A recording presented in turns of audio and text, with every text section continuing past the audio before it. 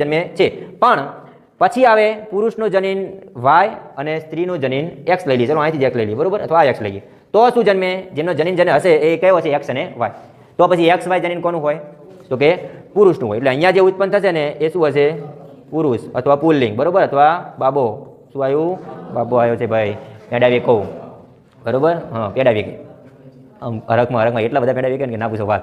પછી બાબો મોટો થાય, ડોસીમાં અને ડોહો કઢ્યા થાય, બરોબર, અને બાબો પૈણી જાય, અને પછી બાબો કહે કે બાપા હવે મેર નહીં આવે આપણે.